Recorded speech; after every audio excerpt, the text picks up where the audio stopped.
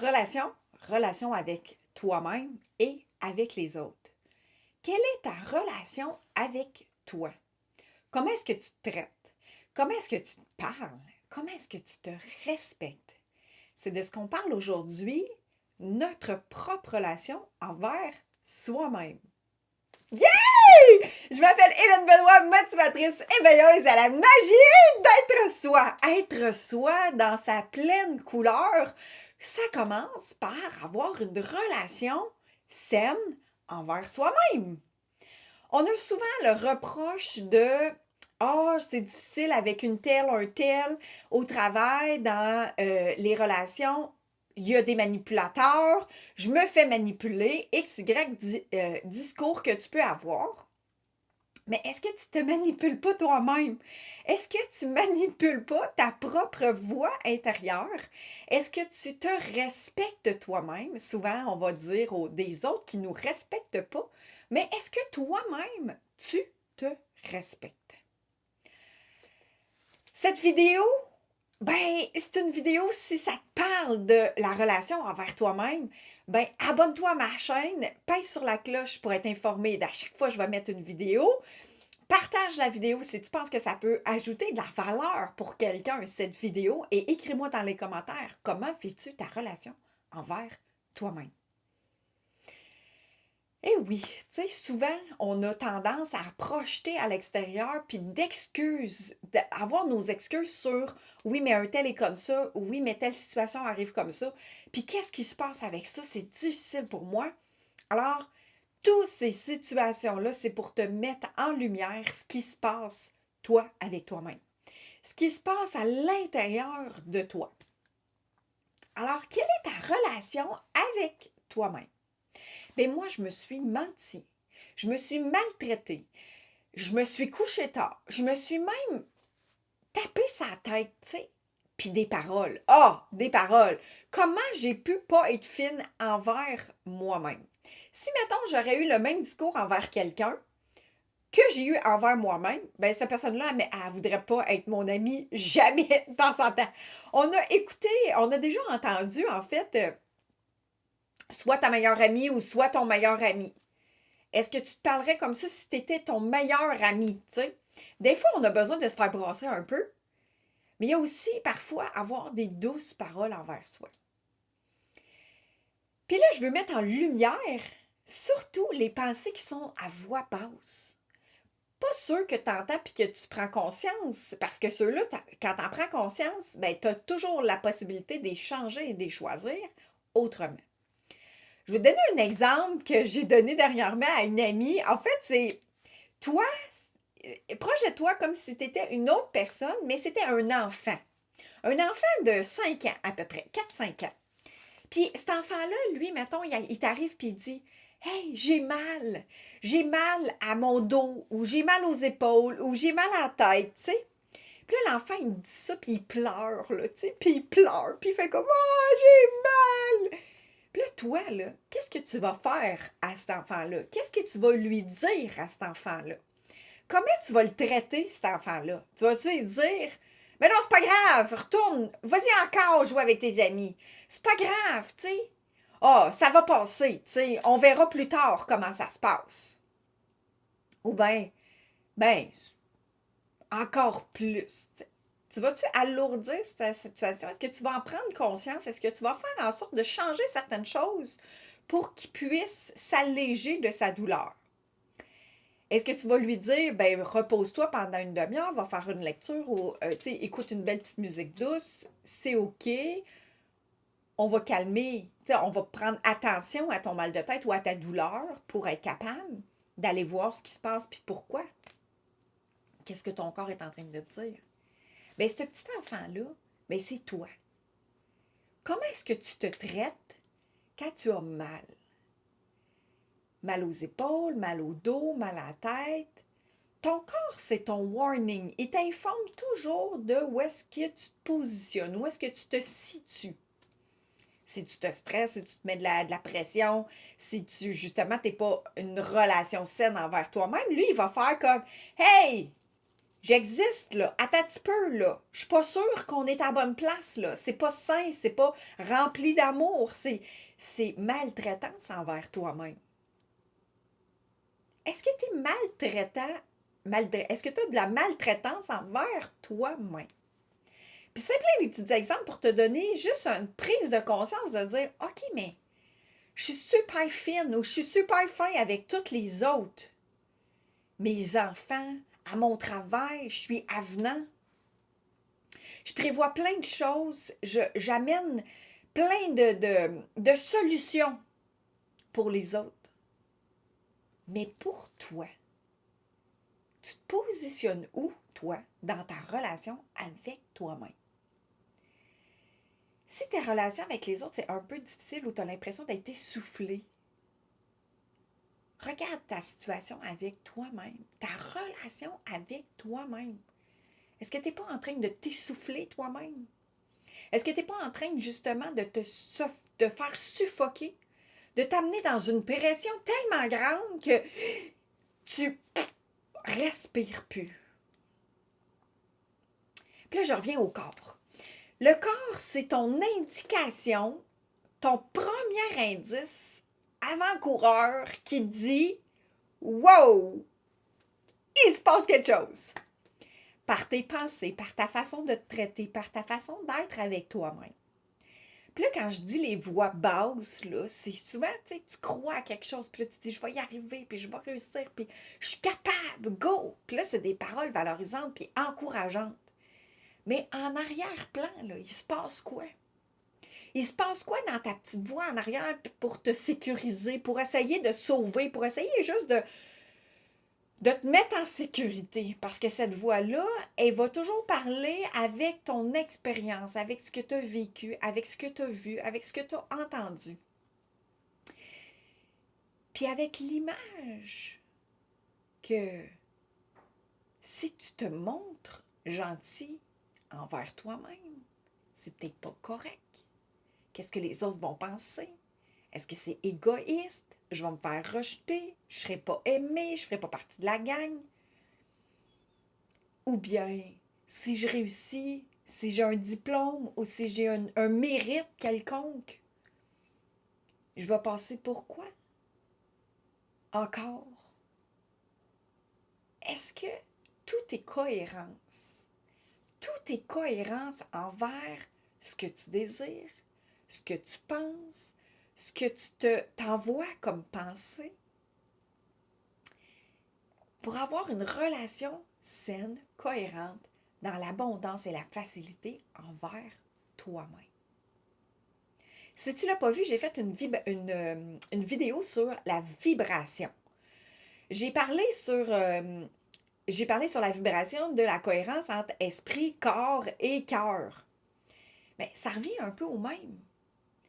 Mais décortiqué, c'est-à-dire à la base de la relation avec toi-même. Moi, je me suis surprise souvent à entendre de dire non, vas-y pas, non, c'est pour faire plaisir aux autres si tu y vas. C'est pas pour toi nécessairement. Mais j'y allais pareil. Ton corps, il dit non, non, mange pas ça. On sera pas bien après. On va se sentir lourd après. Mais tu le manges pareil. Cette rencontre-là, à ce moment-ci, c'est peut-être pas la meilleure idée pour toi. Tu n'auras peut-être pas l'ouverture requise pour cette rencontre-là. Mais tu dis oui quand même. Puis une fois que tu y as été, tu dis « Ah, je le savais, j'aurais pas dû y aller. Je suis donc bien pas fine avec moi, je suis donc bien pas correcte, puis là, ça marche pas. Puis qu'est-ce que j'ai fait de pas correct? »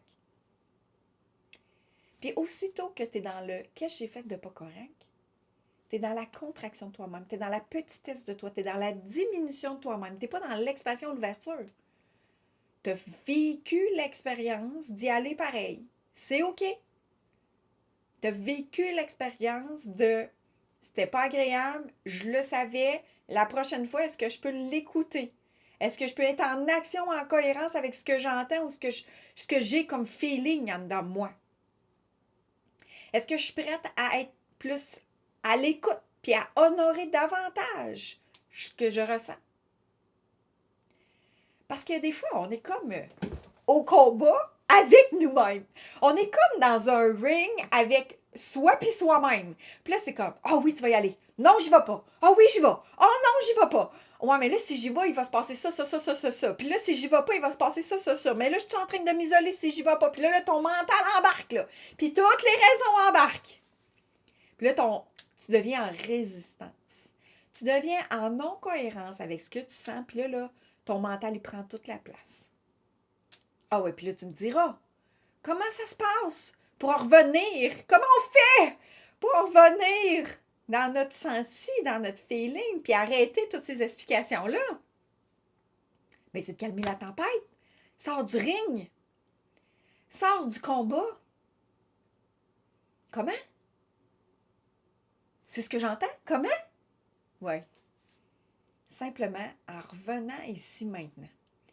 Je vais donner deux trucs, en fait, deux choses que moi je fais qui m'amènent vraiment à revenir ici maintenant pour aller réécouter ce qui se passe à l'intérieur de moi parce que je challenge qu'est-ce qui se passe souvent. J'ai challengé vraiment, vraiment, vraiment, moins maintenant, mais j'ai challengé ma voix, mon feeling, mon intuition. Ouais, mais t'es-tu sûr? Je vais tirer à pile ou face. Puis là, je vais faire 3 dans 5. Puis, mais en dedans, on le sait, d'une conviction même. Aussitôt que le doute embarque, aussitôt que le mental embarque, on n'est plus à bonne place. On est déconnecté de notre senti ou de notre feeling. Puis on devient dans une relation moins saine envers nous-mêmes. Donc, la première chose, c'est de prendre juste le temps de respirer. Oh, je le sais, tu l'as tout le temps entendu, ça, mais tu le fais-tu? Est-ce que tu l'appliques? Est-ce que tu l'as essayé? De dire, OK, je m'élève à 360 de la situation, puis calme. Je vais me calmer. Puis en me calmant, je vais voir réellement la situation. De dire à ton bébé, là, quand il a mal, de dire, c'est OK. Donne-lui de la douceur, de l'amour. Ensuite de ça, le deuxième truc pour ce que moi j'applique pour justement défocuser sur ce qui est en train de se passer, c'est que je vais prendre un temps de recul, je ne répondrai pas tout de suite. Je vais dire, parfait, je te reviens. Puis, je vais aller prendre une marche. Je vais écouter une musique qui va me changer les idées. Je vais aller, exemple, vraiment défocuser sur qu'est-ce qui vient de se passer pour prendre un envol différent. Prendre un 360 sur la situation. Là, c'est comme si mon mental, il veut tellement avoir raison que j'y vois plus clair. Fait que là, je suis en train de plus respecter, plus honorer qui je suis. Je suis en train de me donner des raisons, puis des explications, puis du mental, là, comme une tempête. Alors, je vais soit écouter une musique, 5 minutes. Une musique, c'est 3 minutes et demie, qui me rentre là, dans un entraînement, là, dans une vibration élevée. Fait que là, je fais comme wouhou! Puis là, je lâche mon fou, là, puis là, j'écoute la musique, puis c'est super trippant, là. Puis là, je reviens, puis là, je fais comme OK, c'est quoi la situation? Qu'est-ce que je sens à l'intérieur de moi? Deuxième chose, c'est aller observer, exemple, prendre une bouffée d'air à l'extérieur, puis observer les oiseaux, explorer la nature, juste l'observer. C'est revenir dans l'instant présent. Toutes ces choses-là, c'est de revenir ici maintenant. Parce que quand mon mental embarque, c'est que lui, il est en train de se projeter dans le futur ou il est en train de me ramener des souvenirs du passé. Alors, revenons à la relation envers toi-même. Ben, c'est ça. Partout où est-ce que tu te donnes des raisons de trouver de la logique dans ce que tu ressens à l'intérieur de toi. Est-ce que tu es prête simplement à détruire et décréer la source de où est-ce qu'on t'a demandé de? Bien là, il faut comprendre. Puis là, il faut que ça soit logique.